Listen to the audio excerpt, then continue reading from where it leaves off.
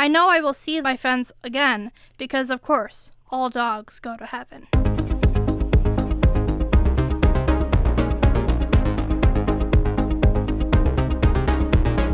Welcome to the Telling It Our Way podcast. I'm Becca. And I'm Allie.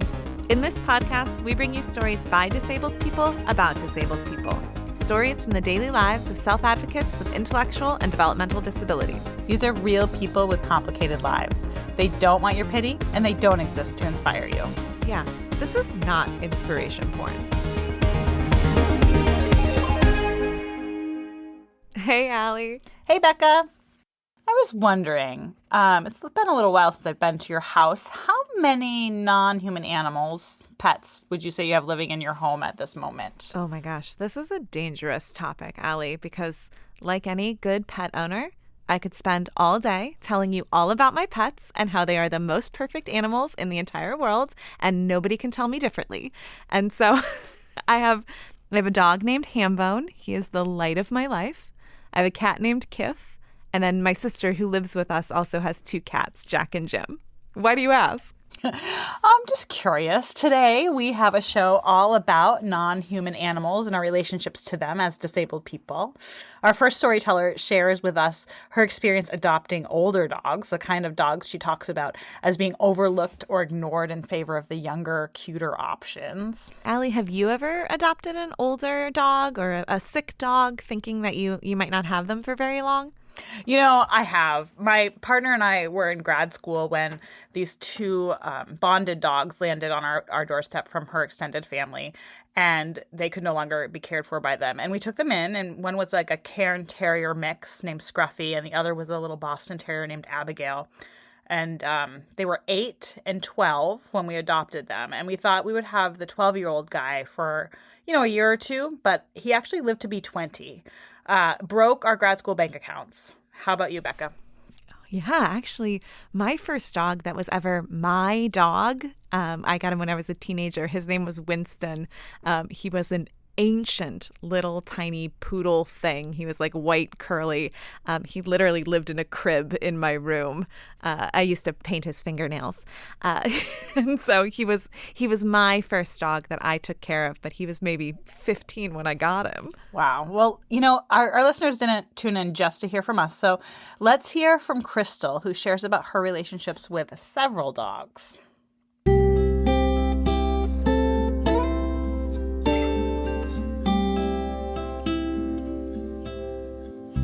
Hi, my name is Chrystal, and this is my story. I feel a special connection to animals. They understand me, and I understand them. For a long time, I had not had friends. People don't always understand me. They look at me like I am stupid. In high school, I volunteered at an animal shelter when I saw old dogs no one else wanted to adopt. I felt that they should have a home. One day, our animal shelter had a Bissell empty the shelter event. All the dogs got adopted, except for one old dog, Fidget, who would not stop barking. I asked if I could take her to the play yard. She stopped barking right away and ran around a bit, then looked at me with her beautiful brown eyes, as if to say, "Are you going to adopt me?" So I took her home, and within 5 minutes, she caught a mouse. It was hilarious because the mouse ran right past our 2 cats, who've never tried to catch mice. Fidget went to heaven about a year later. Then I noticed a little chihuahua who could not hear or see. He only had 3 teeth, and his fur was apricot color, what was left of it. He was so old that he only had little patches of fur. He was just laying there, looking sad and lonely. So I adopted him too. When we took him to our vet to see what we could do to help him, he did not have a name, so the vet suggested we name him Tommy, after Tommy the Pinbar Wizard. I have never heard that song before, so the vet played the song, blasting it at top volume. Tommy did not live long, but I think I made him happy.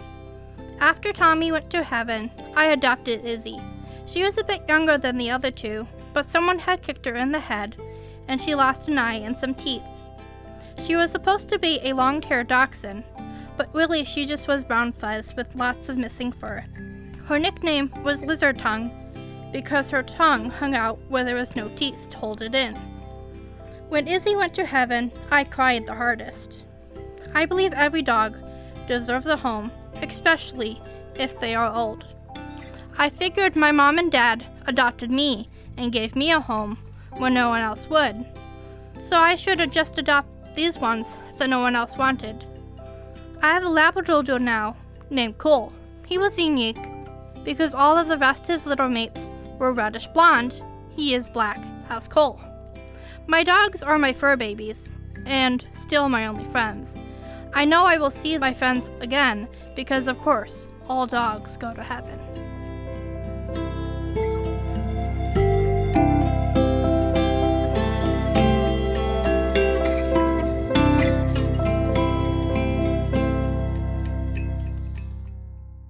What I love about Chrystal's story is that you can picture her dogs as she's describing them. Her descriptions are so detailed. You can tell the care and love and relationship that she had with each of these animals, that as she's describing them, I can picture their little tongues hanging out, right? And I think it's a real indication of what her story is about seeing the value and the beauty in everyone and everything, especially those people and those animals that often get overlooked. Yeah, and there's no doubt in my mind that Chrystal is providing the absolute best home. And I think it is really special that she can relate to these dogs because she was adopted herself. And that's something my own adopted son has made some connections to in our household as well with our adopted pet animals. Yeah. And, I think a lot of the times when we're talking about disabled people and their relationships to animals, people immediately just think of like service animals, right? Animals that are doing something for or with a disabled person. But service animals are actually pretty rare. A 2023 NIH report tells us that of the 61 million disabled people in the United States, only 1% are paired up with an actual service animal, one that's trained to do daily tasks and be like a working dog. Yeah, right. And so while it's definitely important to keep in mind those relationships with those working animals, it's just as important to remember that, like the rest of the population, disabled people have all sorts of kinds of relationships with non-human animals. And, there isn't a whole lot of research about this, but there is one systematic review that I found from 2016 that said that when people with intellectual disabilities engage in what's sometimes called animal-assisted therapy, there seem to be like a lot of good positive results from that. And we're starting to get more and more research that shows that these animal relationships are important in a lot of ways.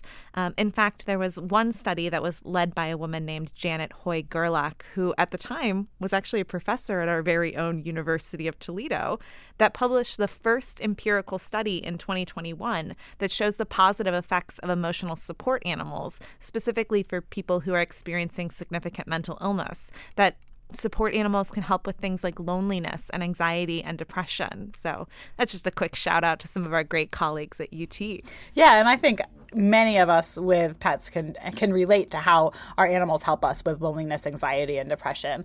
But in some ways, it can be more difficult to have a pet in your home if you are disabled. So things like access to transportation to get your pet to and from the vet, or the cost of veterinary care can really inhibit one's ability to really care for a pet. At least that's what a 2022 article from the Journal of Veterinary Education tells us in relation to pet owners who are deaf or hard of hearing.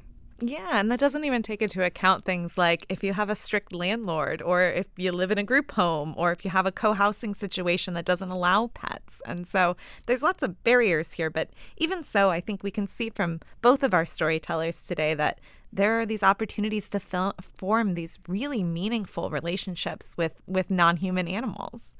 And so we want to turn to our second storyteller, right? So tell us who's up next. So our next storyteller is a returner, Jordan. He's told us about his experience working at the Toledo Zoo in Ohio, and he references that experience again here, as well as some other friends a little closer to home. Let's listen. If you got some tissues, well, this is going to be a tearjerker.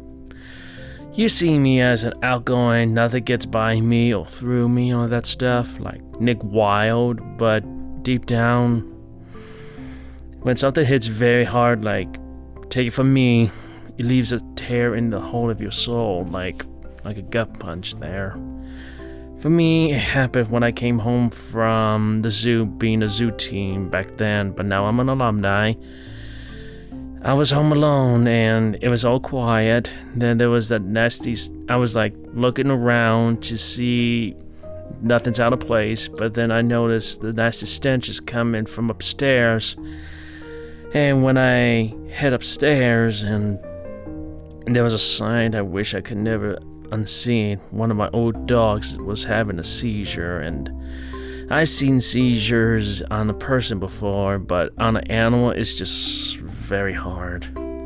You can't see the dog's pupils. It was all black, like pitch black. My first reaction was to call my mom, and I just stuck by her. It's just the most painful experience ever. When she came up, I carried her for the last time to the car, and I know that, well, she didn't make it, so we had to get her cremated. It's hard to talk about it. I cleaned up the messes the best I could, so it's hard.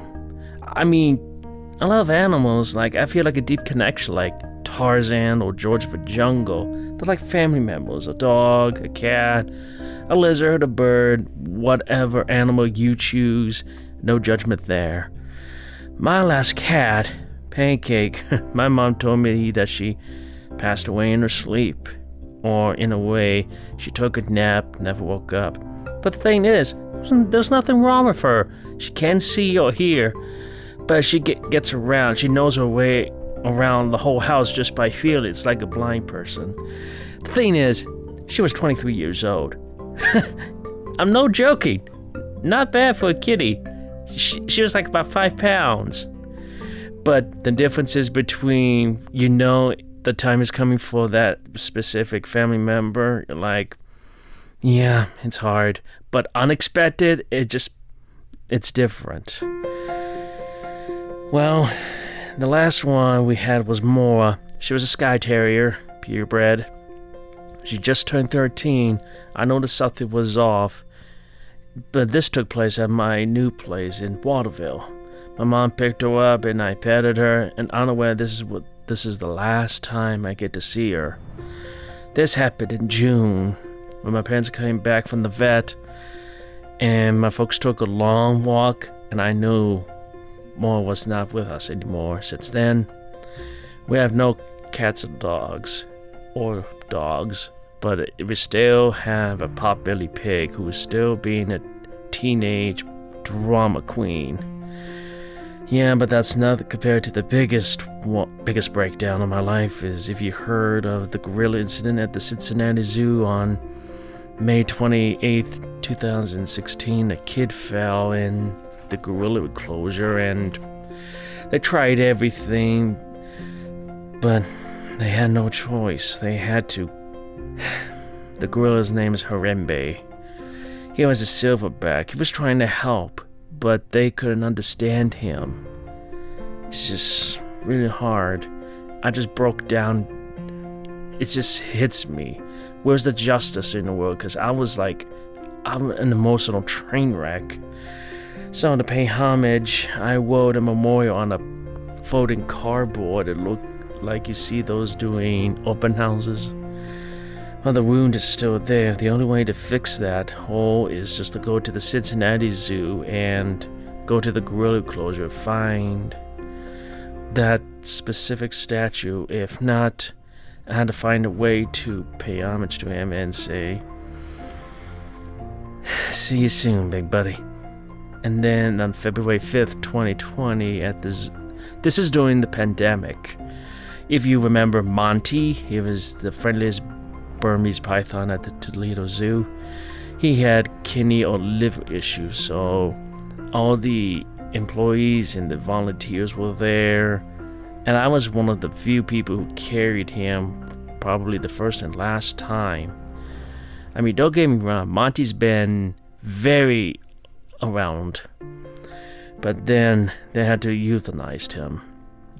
But Before that, we lost Sam and Lou like a few years ago. They were our Indian rhinos, but strange, during a cloudy day, I looked up and I see there is like a cloud formation. It looks like a rhino, and I know that Sam and Lou are doing just fine up there, so I asked other Bill and Liz just to see Robin, bless her heart. She's a great zookeeper at the Timber Trail, so I let her know that I saw Sam and Lou in the clouds, so I know they're doing just fine. And then that same thing happened again, but with Monty, there was a cloud formation that looks just like a snake. It just slithers into the clouds. It just looks at me and like, I knew it had to be Monty. It was like, thanks for the nice memory. So he just like vanishes into the clouds. And that's how I started the Legend of the Cloud Animals at the Toledo Zoo. So how do I deal with it? I just want to be alone, take a walk, listen to the music, or any way how to express it, but in a good way, but not all bad, but it just happens. I want everyone to know, like, you're not alone when you handle something close or something that's dear to you. So my advice, just ask someone like your folks, your friends, or someone from your small village or community. Just talk it out. Take it from me.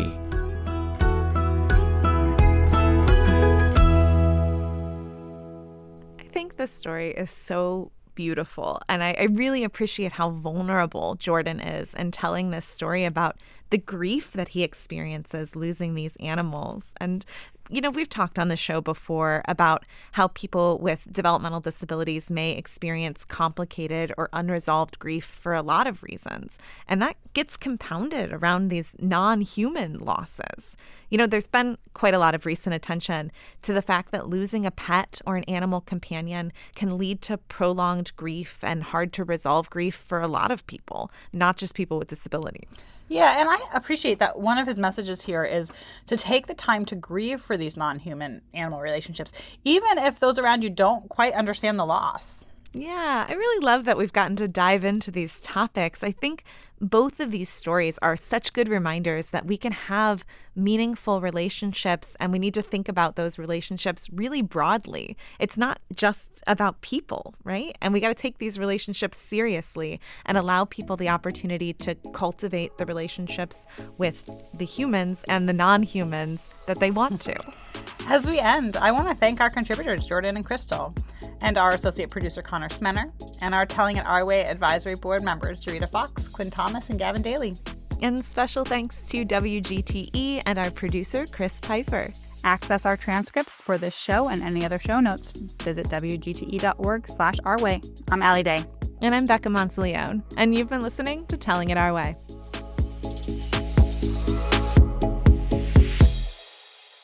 WGTE. Voices around us.